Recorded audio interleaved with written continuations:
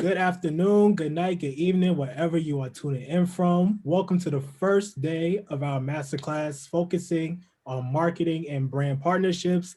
The first day of our 2-day series. So thank you to everyone that RSVP'd. We have a great panels for you tonight. We're just gonna jump right into it. So we're just gonna go down the list. I'm gonna just say your name, where you work at, and then you'll feel free to introduce yourself. And then I'll hand it off to Sharon, who's our moderator for tonight. So first we have Miss Courtney Couch, the founder of CLux. I hope I'm pronouncing that right. CLux, and she's the marketing director at Atlantic Records. So Courtney, take it away. Hey guys, happy hump day. I'm Courtney Couch. I'm the founder of CLux Creative. I've probably had an agency for now almost 6 years. I'm from North Carolina. I started it when I first moved to LA after I graduated from NYU, getting my master's in corporate communication and PR. Worked with a lot of different athletes, entertainers, and lifestyle brands. And most recently, I was asked to come to Atlantic Records to be the marketing director there. It was my first corporate opportunity. I've been thugging really unorthodox my whole life. So it was my first time working for anyone else but myself, but it's been an amazing environment full of, it's 52% female. So, you know, females, we get things done. I have great people that I work with, and we've been able to run some dope plays since I got there in January, and it's lit. Thank y'all for having me. Well, thank you for joining us tonight, Courtney. Up next, we have Mr. Jared EUMMER. We're pronouncing that right? EUMMER, okay. So he works within the Organizational Development and Corporate Partnerships Department for the Cleveland Cavaliers. Yes. So Jared, tell us about yourself. Yeah, for sure. What's up, everybody? My name is Jared EUMMER. Like you said, I do partnership development with the Cleveland Cavaliers. I'm from Brooklyn, New York. I'm a graduate of the Florida A&M University. Had to come represent. You know, I know some HBCU folks on here.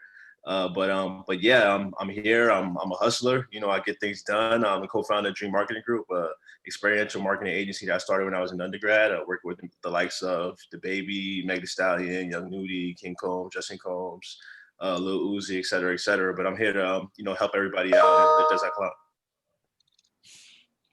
Thank you for joining us tonight, Jared. Up next, we have Ms.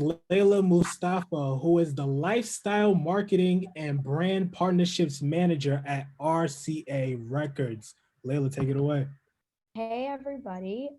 So that was pretty much the intro. I'm really bad at introducing myself. Before RCA, I was at the Fader magazine. I pretty much have done every single job at Fader that you could possibly think of, from accounting work to ad ops, which is just like the back end of the website, to marketing, to brand partnerships. I've even like written for them before, and I've even hosted my own show at Fader. So I have pretty much done it all at that place before going over to RCA Records. I actually started my job in COVID, in quarantine. So I've never met any of my coworkers in real life, which is a fun fact, and not as terrible as it sounds. Shout out to quarantine, but thank you so much, LAYLA. Up next, we have Miss Brooklyn McDaniels, I'm so sorry, who works for the sponsorship and partnership management for the National Football League. Brooklyn, take it away. Hi, everybody. Afternoon, evening, wherever you are in the world. I'm Brooklyn, as Josh mentioned, and I am in my second season at the NFL in the partnerships group. So I work on some of the major corporate partners that you all have heard of, like Bud Light, Bose. We just signed Invisalign and Subway. So some really big names there. I started at the NFL in a rotational program right after I graduated from the Ohio State University in 2018. So I've been at the league for 2 years now. Really enjoying my time, learning every day, being challenged every day, and just excited to be here. I live in Brooklyn, New York, and our office is in Manhattan. So great to, you know, meet other wonderful, brilliant minds in the industry, and excited to talk to everybody today. So that's a flex. So you live in Brooklyn and your name is Brooklyn. That's the biggest Brooklyn and Brooklyn. It's very easy to remember. Dope. Thank you for joining us. And we have Miss PURVI Patel, who is the Senior Manager of Partnership Strategy at Reebok. Take it away. Hey, everybody. Good evening. Good afternoon. My name is PURVI. I currently work at Reebok.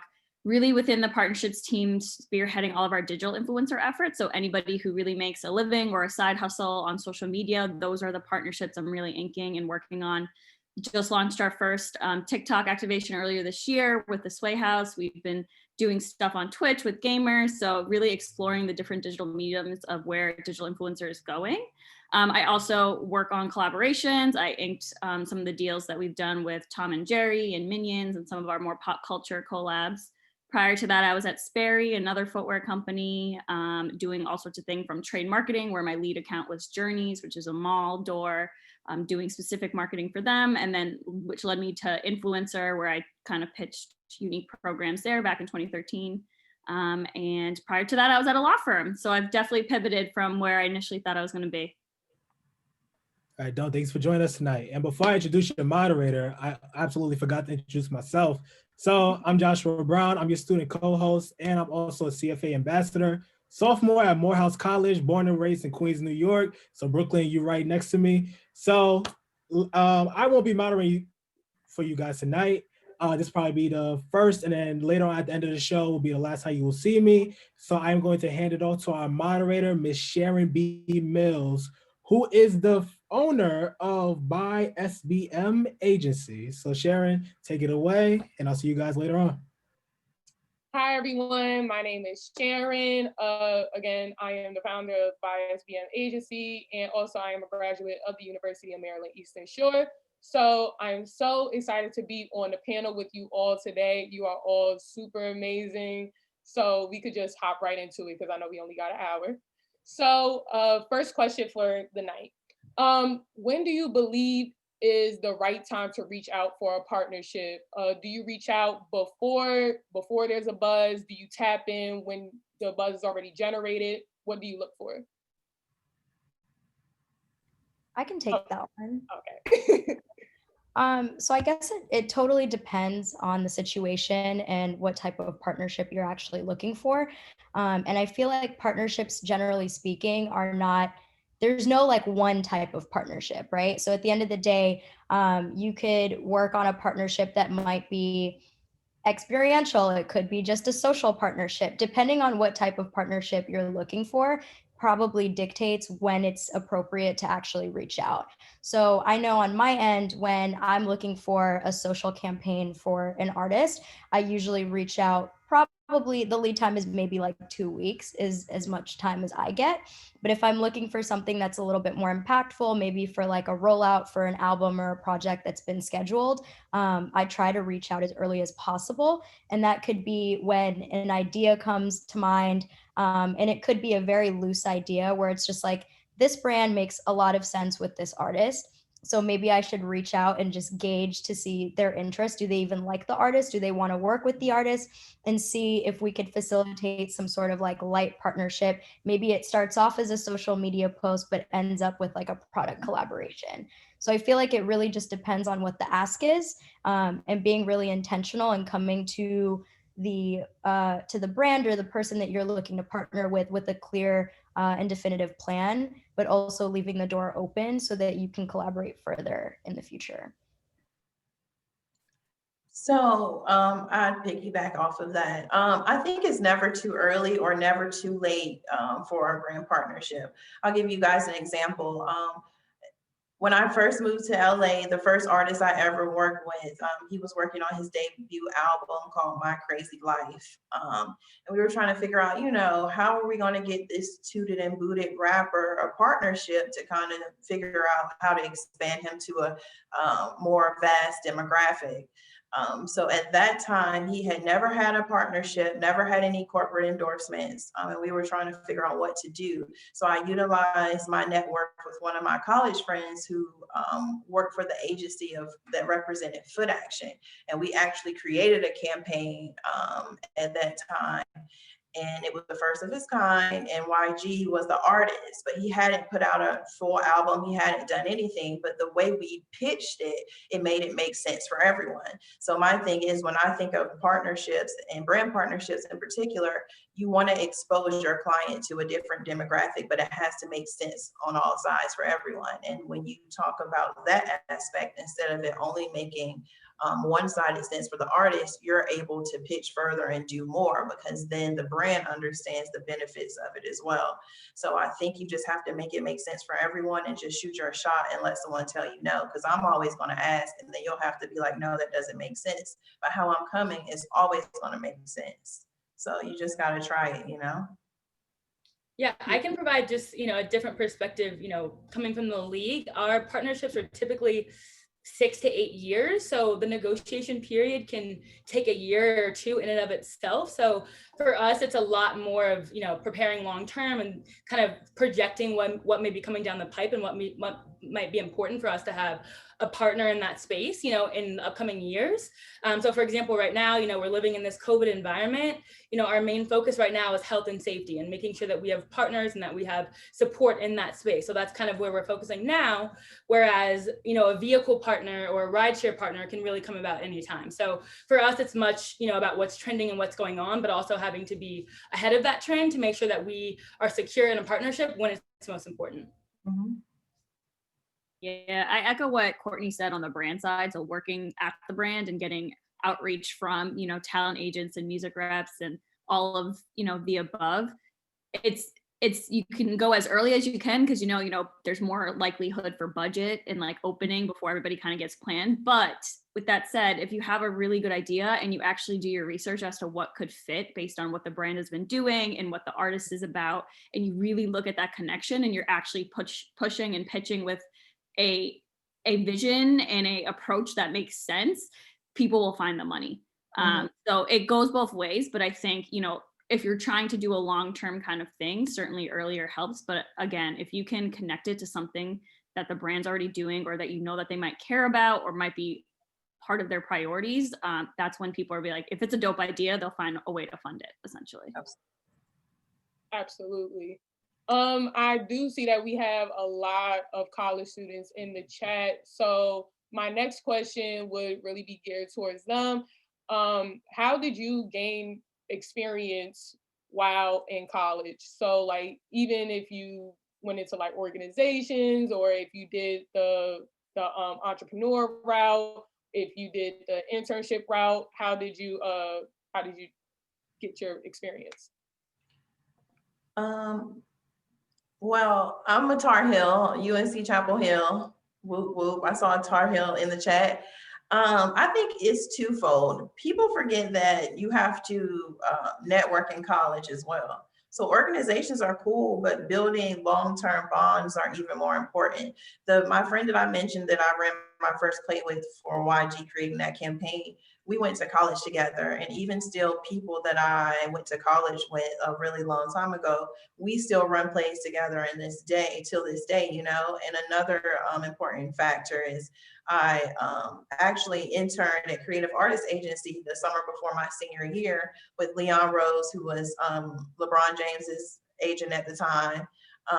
And then my boss under him was Tony Parker's agent. And I had wanted to be an entertainment lawyer my whole life until I got that experience in New York City. And it changed my life and made me interested in marketing and PR, because where I'm from, the only professions were being a lawyer, a doctor, or an accountant. And my family is full of lawyers, and that was what I was going to be as well. But with that exposure from my internship, it changed my life. So I think people should always intern and remember that you can make lifelong friends in college. Can you guys hear me? Okay, just want to make sure my sign was on. Kind of like to Courtney's point, for myself, I went to historically black college, of course, FAMU.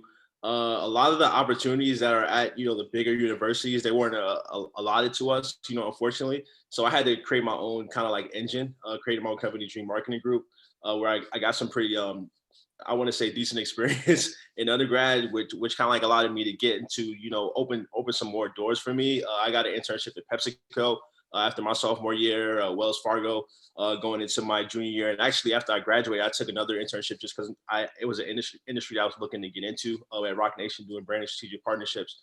So I'm a big advocate of internships. I'll say always negotiate, don't get taken advantage of. and always find means of providing value, and always make sure that you're keeping in contact with those people that, that you were, working under or working with on your projects. Yeah. Oh, go ahead, Layla. Go ahead. All you. I was just going to say, I have to kind of reiterate what Courtney said about, taking advantage of your university, but also outside. I went to Ohio State, which is one of the largest universities in the country. However, I really sought out to do other programs that would give me exposure long-term after I graduated. So I wanted to quickly plug for any sophomores, should definitely look into Management Leadership for Tomorrow. It's known as MLT, and it's a great career preparatory program for anyone looking to go into business, entertainment, finance, all of those different things. So definitely check that out. And then anyone of all ages, check out the T. Howard Foundation, based out of DC, which is an incredible organization I got involved in when I was a sophomore, helped me get an internship at ESPN, and I'm still kind of, involved with that organization today. So it doesn't matter how big or small your school is, you should be involved in organizations, but definitely make sure you're not limiting yourself just to your campus. Make sure that you're expanding kind of your network and making sure that you're setting yourself up for success post-graduation. All you, Layla. So I think that was the perfect segue to what I basically wanted to say was, don't limit yourself to your campus. I went to Virginia Tech, which, if anybody is familiar, Blacksburg, Virginia is literally the middle of nowhere, Virginia. It is closer to West Virginia and Tennessee than it is to Northern Virginia, which is where I grew up. Major culture shock. Ultimately, I never had an internship in music, never had an internship in brand partnerships, but I've always had this deep rooted passion for music and hip hop specifically. So in Blacksburg, it turned into this thing where just given the environment, anytime we went out, we would just listen to country music. And a couple of friends and I, we didn't like that. We wanted to listen to, the music that we liked. So what did we do? We created a club, and it was a hip hop club. And we found ways to get the university to actually fund the artists that we wanted to see at our university, which was really cool. And that gave us the opportunity to connect with other students in other schools in Virginia. So UVA, VCU, what else? There's Virginia State, Norfolk State, pretty much every school in Virginia has some sort of similar hip hop organization. So the goal there was to just support each other. We used to drive out to each other's shows, to each other's events when it was feasible and it was on a weekend or whatever.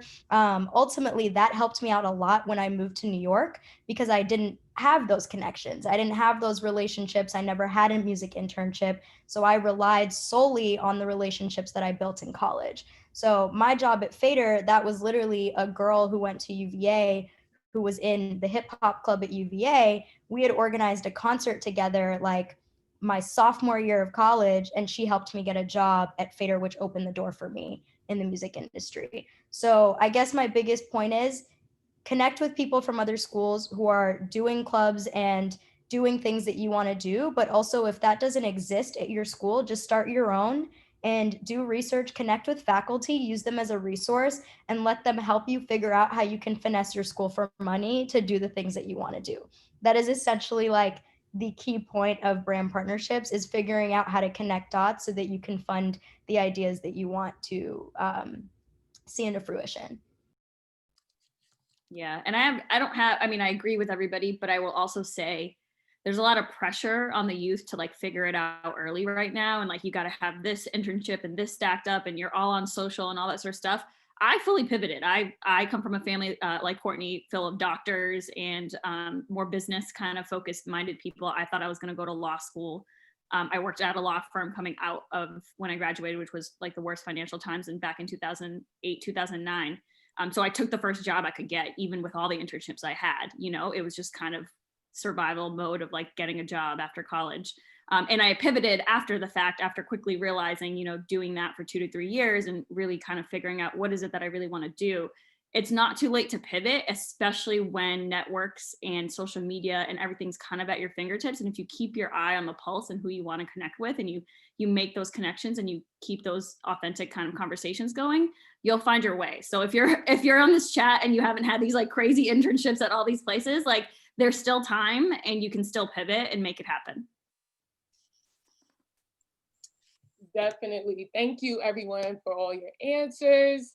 Okay, so let's go into a little bit more of the nitty gritty of actually of marketing and actually building out these partnerships. So what is the process? Well, what is your process of creating a strategy when you go into these partnerships? Like after the ink is dry. So what's next? What's after that? Oh, I'm sorry. Okay, Courtney, are you going to talk? Okay.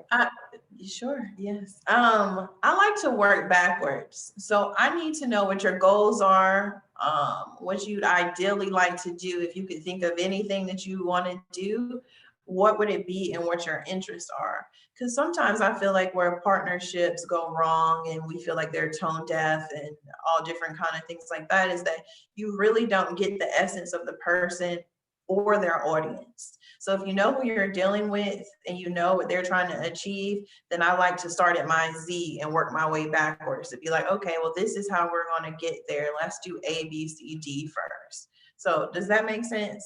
I need to know where you want to go so I can tell you how to get there, basically. I think that's a great point by Courtney. For myself, I work for the Cavaliers. Beginning to finish is just like seeing that a brand is already active within the sports marketing space, or just thinking that, you know, is there affinity specifically to a few players of ours or to our markets. And like she said, just kind of like reaching out and figuring out what their overall like objectives or, you know, values or whatever strategy they're trying to implement going into the next like quarter or the next year, you know, and, you know, circling up with my team, you know, having like a brainstorm, figuring out where we align, you know, what values we share, and you know, sharing that with them, you know, getting some feedback, and, you know, hopefully we get some good feedback, and then we go to pitching them, you know, following, you know, once the ink is dry and, you know, they're on board, you know, we hand it over to our account manager. For myself personally, I love to, you know, keep in contact, you know, with the person that I, you know, open to close. I'm wanting to see, you know, things fulfilled from 0% to 100%. That's just how I look at things. For sure. I think my process is definitely dependent on what the situation is. So for starters, we always have artists fill out some sort of artist survey. I love to have a conversation about brands that they naturally just like. So for example, if I have an artist who really likes, luxury cars, I know to keep that in mind. I'm never going to pitch them for a Toyota campaign, because I want the artist to always like champion the brand as much as the brand is going to champion them, right? So I think in that case, the step number one is coming up with organic, just like this is happening. This is coming up. The artist has X, Y, and Z going on. This brand has X, Y, and Z going on, and just trying to dot connect and figure out how we can help each other. So for example, it's like if I have an artist who's a gamer, they're naturally a really huge gamer, and I'm talking to a gaming brand that is looking to do more in the music space, and I have a music video that might make sense for that, that's a conversation that we facilitate right away. On the other hand, it's a conversation with the brand where you get to understand what their goals are long-term and short-term, and then I'm able to keep their goals in mind. So when artist things come up, it's like, oh my God, I had a really great conversation with Xbox. This video is coming up, or this project is coming out soon. It makes a lot of sense for me to facilitate that conversation between Xbox and the brand. So the process for me is very just trying to connect dots and make sure that I'm always pitching something that the artist is naturally going to be excited about.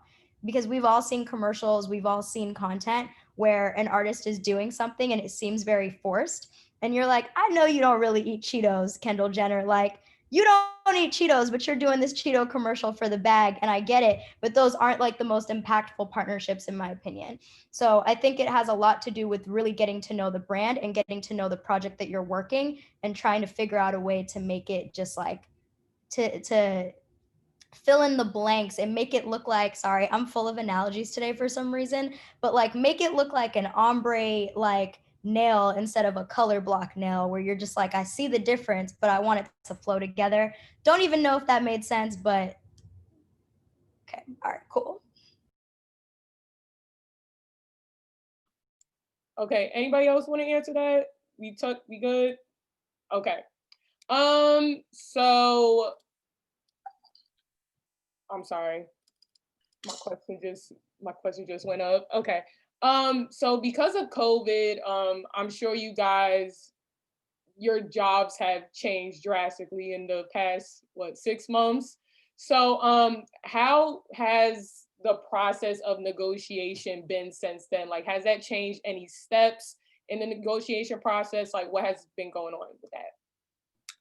Yeah, I can start this one off. Just coming, from the league, our partnerships are very, very contractual, and we have a lot of kind of obligatory items that we have to fulfill for our partners. And so this COVID experience has, presented a lot of challenges for us to kind of fulfill all of our assets for our partners. And while it's been very challenging, it's also been a really good time to, be a part of this industry and be able to see how we're able to navigate and kind of, really combat everything going on in the world. So for example, the NFL draft this year was 100% virtual, where it's typically in a city where we take over the city, we bring all the prospects in, and it's a huge event with hundreds and thousands of people. This year we had to do it all from our bedrooms and from our living rooms. So definitely a challenging experience, but it was a great opportunity for our partners to really come to the forefront, bringing Microsoft to all of these players' homes and bringing Bose speakers to all these players' homes, or using PepsiCo and Frito-Lay to, provide snacks for the evening. So it's been a really good time to incorporate our partners, but also, there's a lot of different assets we have to make good on and kind of reimagine, how to let them come to life in this environment. So I think, I'm thankful to still be working right now and be working through this time, because I think, in the long run, it's going to be historical to see how sports, how entertainment, how music is really navigating through a time where we're not right in person with our fans. So definitely challenging, but exciting, and, providing a lot of knowledge and, a lot of tidbits for the future. From the retail space, I mean, we had to hit pause on a lot of things, given that, we are selling things to people who are going through a lot with the pandemic going on, losing jobs, all that sort of stuff. So a lot of our marketing and our partnerships pivoted to really bring our partners together, whether they were digital influencers or celebrity talent, and how can we kind of provide information and content to people in the time that they might need. So whether that was at-home workouts, or how do we meet them where they are right now? Because, it would be very insensitive to just continue with our regular scheduled promos of like product and sell and doing all these things during a time when, it wasn't appropriate. So we did a lot of hitting pause, rejiggering, reworking things, sometimes having to walk away from things, to be quite honest, that just didn't fit right for this year. And doing it in a way that, you keep the door open for potential coming down the line and future kind of partnerships. But there was a lot of pivoting and stopping and reassessing how our content was coming out, especially when it came to working with partners, because they were also sensitive to what was happening in the environment too. I just want to say, I think there's been a huge shift into content specifically, and I'm new to the RCA team, like 7 months new, I guess now. What is even time? But when I was at the Fader, we pitched heavy content, right? So I was like pitching content all the time, whether it was digital or in the magazine. Going into a role at RCA that's very like artist directed, I'm representing specific people instead of a media property. It was a shift because I felt like everyone around me was trying to dive more into content but didn't really know how to do it. So it was an easier transition for me because that literally ended up being all I was pitching. But I do want to say that I say this with extreme confidence. I think that industry wide, COVID is making us completely redefine how we move in every sense, whether it's how we market things, how we just like generate hype for things like, virtual concerts, like those started and now people are immediately getting fatigued with them. And like, you're trying to look for the next new thing. So with that being said, I feel like people who already have the jobs that you want, for all my college students, like we're still learning how to do our jobs all over again. So like you have such an amazing opportunity to be as creative, as innovative as possible. And to Courtney's earlier point, just shoot your shot constantly, because we are all like the experts that you're looking at. I promise you, we're spending every single day trying to figure out how to adapt to COVID. So everyone is starting with a very even playing field right now. And I think that's the most exciting part about being in college right now, is just understanding that all the jobs you want, they're trying to be you, put themselves in your shoes and figure out how to market things to you in this new weird like digital world that none of us understand how to navigate. definitely, COVID has definitely made everyone just reconsider life at this point. Okay, so just going more so into everyone's like individual careers. So what has been the highlight of your career so far? I see everyone is thinking. I'm gonna give y'all some time. Oh wait, I can't hear you, Jared. Can you hear me now? Yeah, you're good now. I think that's a great question. I don't think I've, reached my pinnacle, my prime, or my peak yet. I think starting fresh and getting into the NBA has been my highlight, thus far. I've closed a few deals, and you all ladies correct me and, let me know how you all feel about this. But for myself, I'm just like an overachiever, so it's hard for me to say, and that, one specific mark was like, that was it. I feel like I've landed. Like for myself, I'm just always striving for that next thing, so I think that's like a tough question for me to answer personally. I can hop in. I would say for me, it's like, it hasn't been in the partnerships department yet. And again, I've only been there for a year, but for me at the NFL, which this is the only career I've had thus far. So hopefully there's a lot more great moments, but so far I would say it actually was when I was in the rotational program at the league. So about 2 years ago, I worked on a program with our events group called Bridge to Success. So dealing with, players who kind of had careers that were cut short or who were injured, who are just, dealing financially with issues or family issues. It's kind of a program developed to connect them with Fortune 500 companies and kind of, give them a road to kind of the path after football. And I think that was really impactful for me because you see all the flashy sides of football and the $100 million contracts and all the positives and all the great celebrity players, but you don't hear about those players who, their lives have maybe been impacted negatively by the game. And so it was really special to me to have a hand in connecting them to that next step or kind of showing them that second career when they thought football was their only opportunity in life. So for me, that was really special and something that will kind of stay with me my whole career. And, I hope I can continue to make special moments like that as I move forward.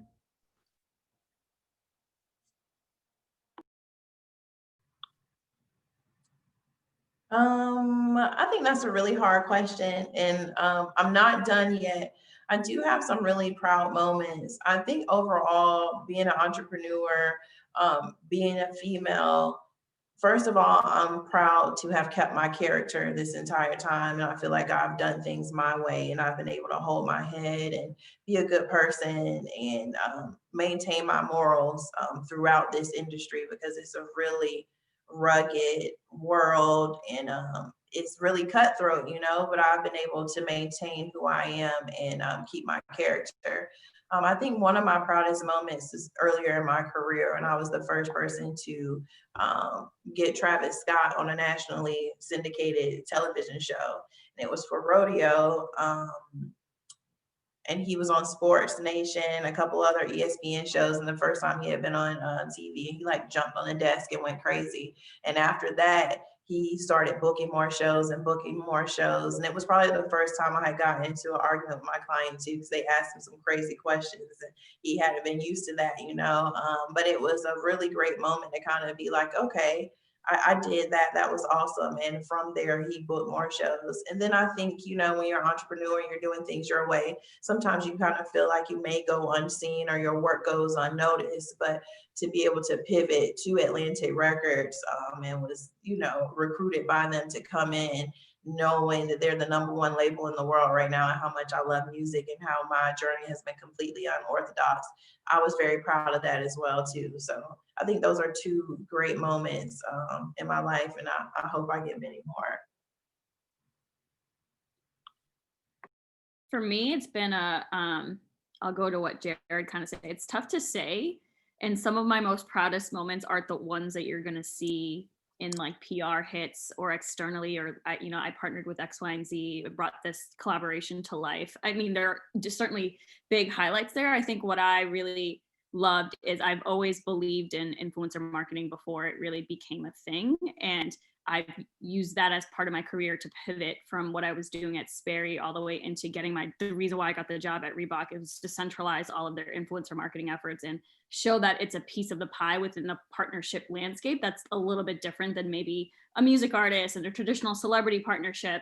and bringing that to life all the way to like finally pushing that we, hey, needed influencer agency of record, just like you would a traditional media agency or just like you would a traditional PR. And that took a lot of convincing and a lot of hoops and a lot of teams to kind of get the buy-in to show the importance of why partnerships and specifically need that support. So like some of those wins, and then other piece of it is like, I truly do love to manage, and being able to manage and lead a team and see them go on to do really dope stuff is like something that I really care about. And that's something that, you know, I want to continue on with. So those are kind of the two career highlights, is when, you know, I got a team of 6 people at Reebok, and it was awesome. We were doing collabs, we were doing seeding, we were doing all sorts of stuff. And it was just nice to know that like at the end of the day, we all were a family and working together, and like I was leading that team. And that's really something that makes me really proud and something I want to continue with what I'm doing with my career.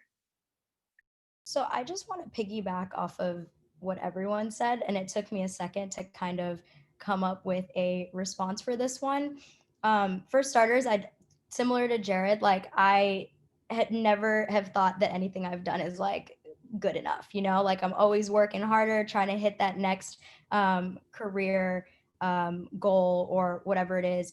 But I genuinely want to say that like my proudest moments are always when I can find a win for the emerging artists that nobody cares about.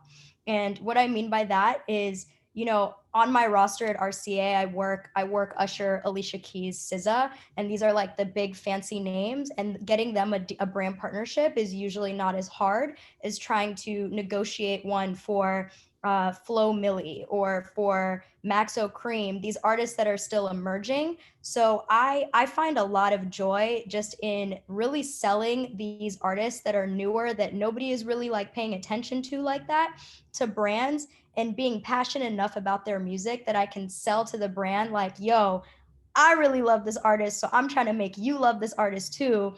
And ultimately it's a win for everyone, because if you think about it, sure, like a brand can invest in Usher and it's going to be a win, right? But if they invest in a Flo Milli and she's still emerging and she's killing it and the commentary on social is always positive, that's a bigger win, because the brand gets the opportunity to grow with the artist. So that's like always one of my greatest joys, is just like helping a new artist find some sort of bag, right? On the other side of that, I love working with like emerging brands that might have not popped off yet. And similar to the way that I am passionate about some of these emerging artists, I might really, really like this like new streetwear brand based out of Brooklyn. Nobody knows who they are yet, but I want to set them up with an emerging artist so that they can champion each other and they ultimately grow together, because if the artist succeeds, the brand succeeds. If the brand succeeds, the artist succeeds. So I personally like am always the most proud when it's something that's like not as established. Okay, so going into some like just some background stuff for everyone on the call. So what are the best educational opportunities to actually learn about branding and partnerships? Do you recommend like any online certifications? Like, do you recommend like reading up on a mailing list, like something like that? What do you guys have for that?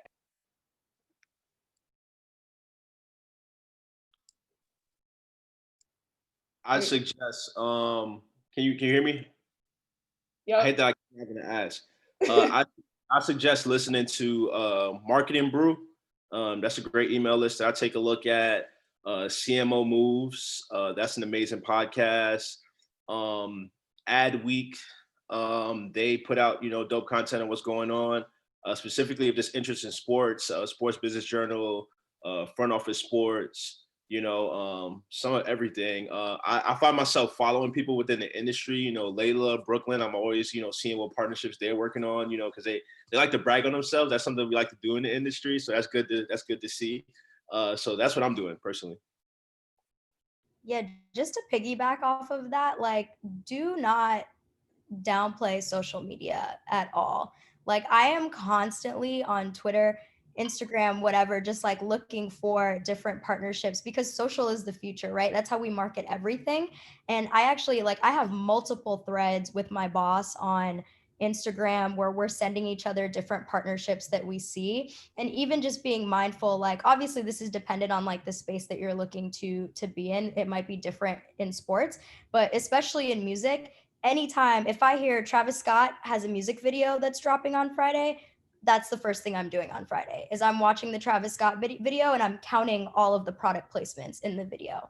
And I'm starting to monetize that in my head, being like, oh, damn, I know that brand probably paid X amount of money to be in this video. But then it's also kind of like a list for me where I'm like, damn, these brands are actually spending money in the music space. Like I should reach out to these brands or try to build a relationship with them. So I feel like there's a lot of gems that you can generate just by being mindful about what you're looking at and just making sure that you're paying attention to what's happening not only in the brand space, but the space that you're looking to actually work in brand partnerships for, whether it's like sports or music. Yeah, if you're looking to get into like sportswear and like the brand side of things, Clayma is a great podcast. I was part of one of their episodes this past season, but it's basically claiming a seat at the table and highlighting people of color in the industry and where they got their start, whether you're a footwear designer and you went to like architecture school, whether you went to product engineering, how you got to where you are with some of these really unique like pattern makers, influencer marketing, what I do, design, product management, that kind of stuff. So if you're looking to get into sportswear, the first season has 24 episodes and it highlights people within Nike, Converse, New Balance, all of the big kind of footwear brands and how they got their start. So that's a really good start if you're looking to get into the footwear world.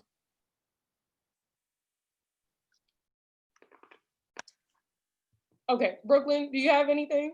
I don't want to. No, I was just gonna kind of reiterate Layla's point. I think so important just, when you're in this space and you're talking to agencies and clients every day, just to be knowledgeable for like casual conversation, right? Like if you don't know what's going on, what the newest brand partnership of the week is, or what Travis Scott did last week, like you kind of will be out of the loop. And I think in this industry, I mean, you don't want to overwhelm yourself, but making sure that you're kind of, secured with that knowledge is really important just for kind of like that social interaction and that general kind of conversation piece when you're on calls with these partners and these brands. So definitely keep that in mind. You want to know what's going on and be up to date on, kind of what's hot. Yeah, I will add like that curiosity and that hunger for knowledge is key. Like you got to have that innate ability. Like I didn't know what I was doing when I first started. And like, I just was like, I'm an overachiever, kind of like what Jared said, and I'm going to figure it out. Like I'll research, I'll Google it, I'll talk to whoever, but you got to have that innate curiosity of wanting to learn and wanting to be that expert in the industry. And like, even with how I operate, I get tons of emails, blind emails all day long with people who are looking for partnerships and all that sort of stuff. And I actually read all of them and I try to respond to the ones that actually come out as interesting, or if you pulled out a tidbit or it wasn't just like inserted my name, because the only way that I'm going to stay at the top of what I know in my knowledge game when it comes to influencer and what's the next kind of social media platform or partnership deal that's unique that hasn't been done is some of these experts are at the agencies or at the music labels, they're the first ones to get some of these opportunities with these technology brands in terms of like how to do shop links and all that kind of stuff. So if you're not talking to them and you're not keeping your door open because you're so busy doing your work and you're not open to networking and answering that random cold email, you're not going to get very far either. So that curiosity and that nature of like responding and kind of being curious is super important. Sharon, I have a question, if you don't mind. Yeah, go ahead. I got a question for PURVI. Just speaking on just being current and just being up to date on what's going on within brand partnership world.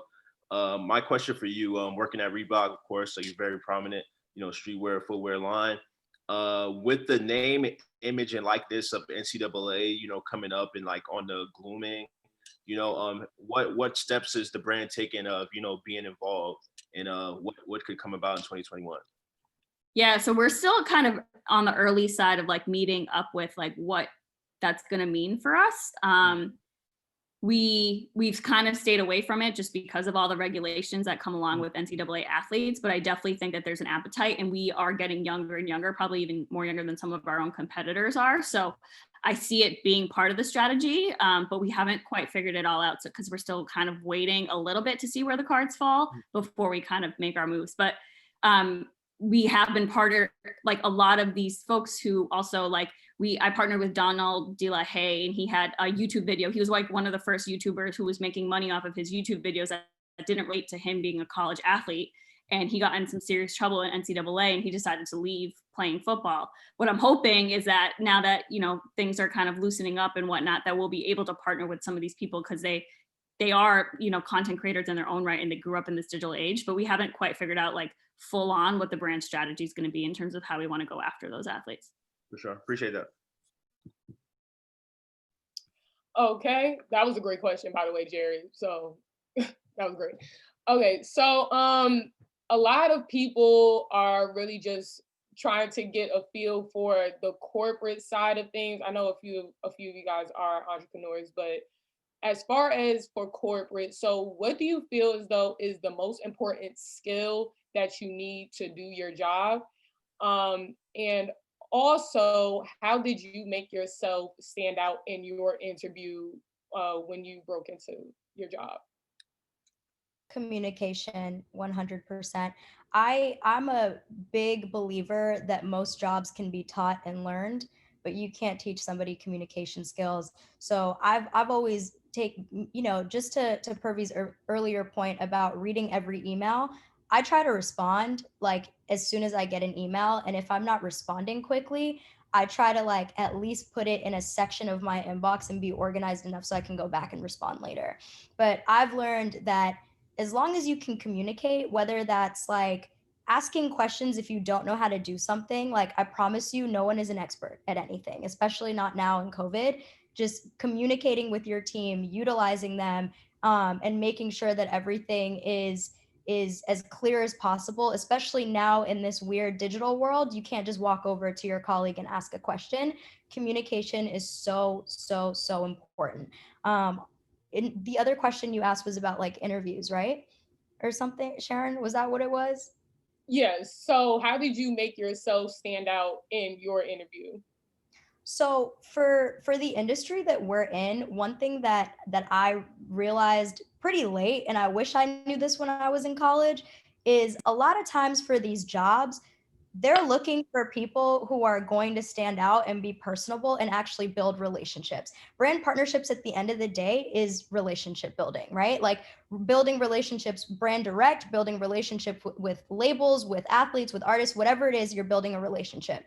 So being yourself, being personable, being authentic is so important, because if they're looking for somebody who's just going to type an email and send it, they're going to hire the next person. What they're looking for is somebody who stands out with personality. So and you can't, if you're trying to be somebody else, or if you're like trying to be too professional, too corporate, this isn't really the space for that. And I realized that the more that I, you know, make jokes about what's going on in pop culture, or like the new song that came out, just like know your audience.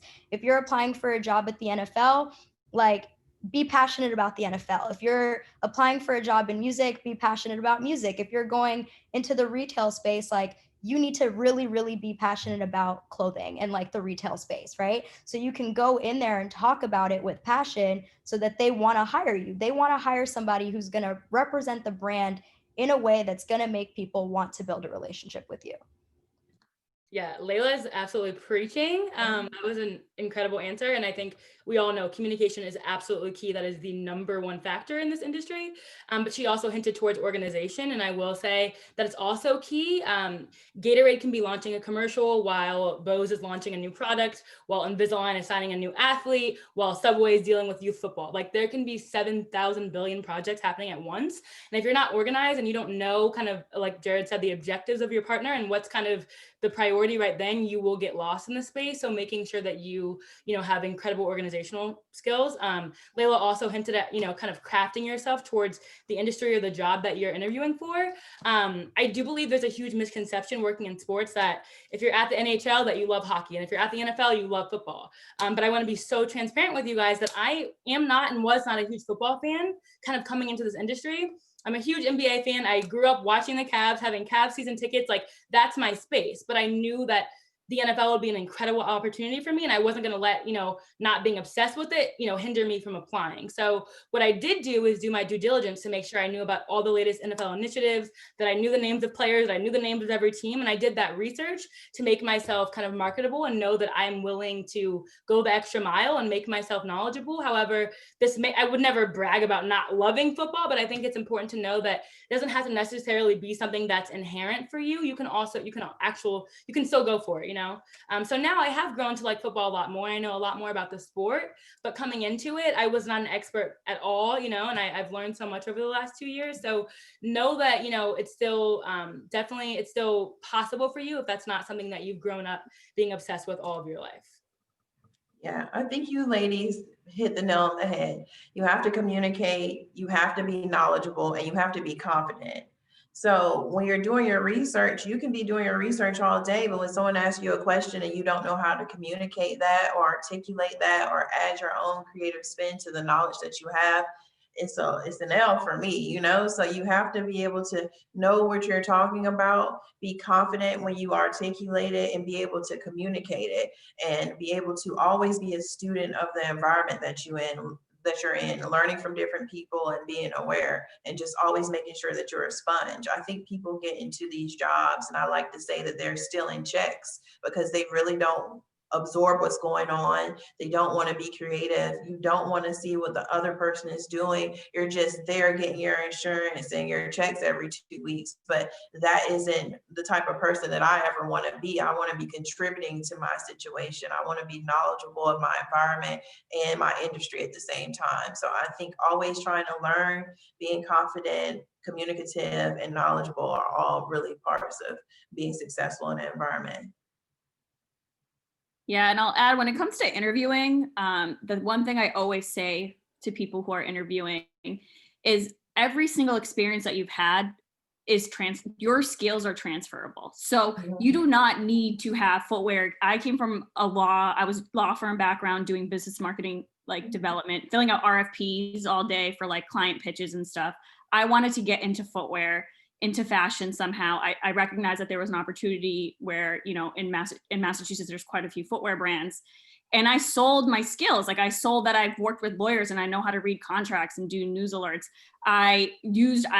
During the summertime, I would help my dad. I took over his gas station for 2 months so he can go back to India. I put that on my resume. And that is why I landed my job at Sperry, because the manager was like, tell me about this time in your life. And I was like, I was in between jobs. I just graduated. I didn't land my full-time gig. I let my dad go to India for 3 months. I took over the gas station and I learned customer service and what it means to run your own business that you own. And that I put on my resume because I was like, you know what? I learned a lot of skills there. So whether you're working at Foot Locker, whether you're every single job you've ever had, I trust that they're skills that are transferable, whether it's presenting and all that sort of stuff. I coach on the side. My presentation skills from work come right down into the gym as to why I can get in front of a group of 40 people and teach a CrossFit class with movements that they don't know, and that presentation skill carries over. So just as you're kind of lining up all your internships and all your experience and your retail jobs and your Starbucks jobs, whatever it is, all those skills are transferable. So just look at your toolbox of what you've learned and figure out a way to pitch it so that the hiring manager understands why those skills are still very much relevant in the job that you'll be doing, because it'll all come into play. I have to co-sign what PURVI just said. I have to, absolutely. My first job ever was a waitress at a retirement home in Virginia. That is as terrible as it sounds, I promise. And I worked there throughout I think up until my junior year of college. But guess what? Serving the same old angry people every single day taught me a lot about communication, and it taught me how to play email chess now when I'm communicating with these brands and they're upset. And it taught me, when an old person is yelling at you about soup and you learn how to stone cold respond to them and not react with emotion, it definitely transfers over to when you're responding to an email from an angry brand. I promise you, every single skill is definitely transferable. Layla, I learned that lesson when I was an RA in college. So dealing with them angry parents, Lord have mercy. Okay. So I know we're running out of time. So I just want everyone to leave the crowd with one piece of advice, one tidbit, something that you want them to walk away with today.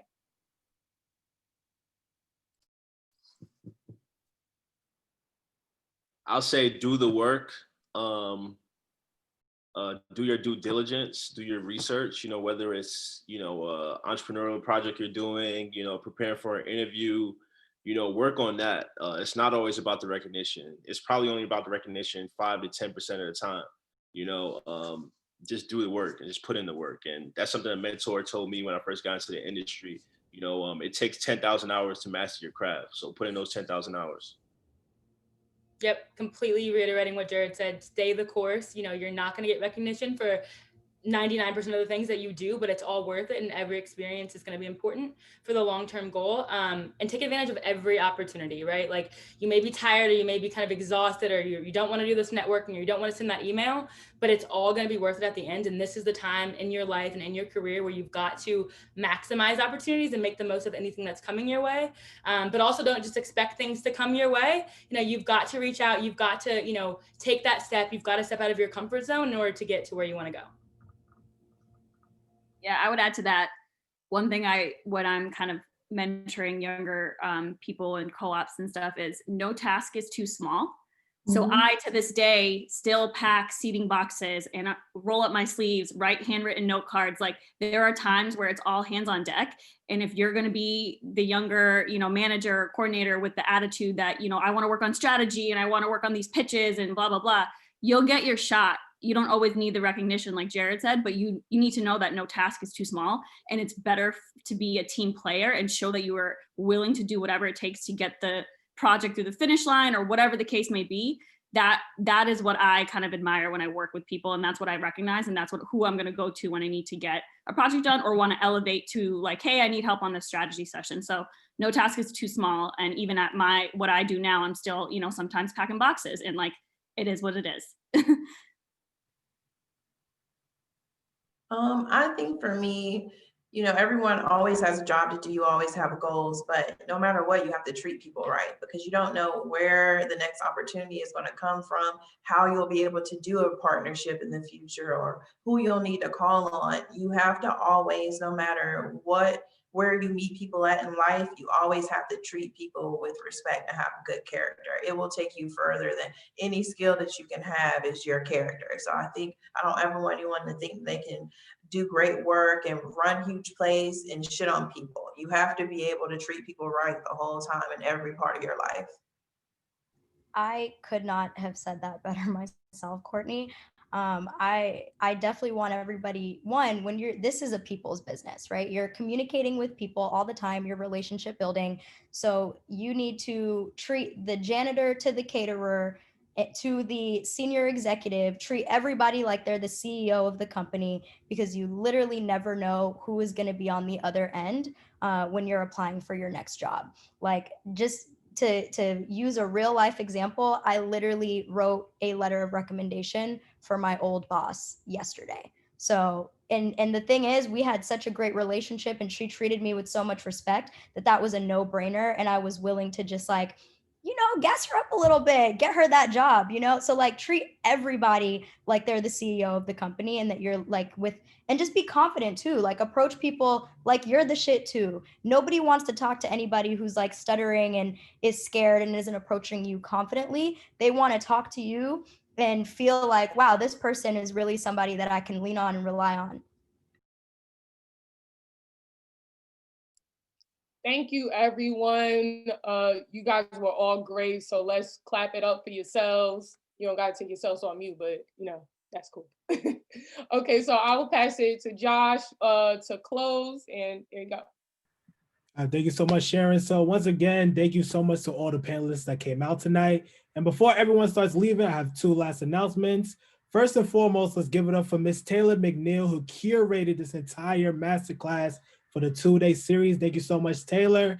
And to Miss Monique Lewis, who is the founder of Culture Fusion Agency. Thank you so much for this opportunity. If you love tonight, you're going to enjoy tomorrow night for part 2, night 2, class 2, whatever 2 you want to call it. We got guests coming from 6 Degrees Creative, Art and Bay, the NFL, and Issa Rae's Radio. So thank you guys so much. Class will continue tomorrow, same time, 7 o'clock Eastern Standard, 4 o'clock Pacific.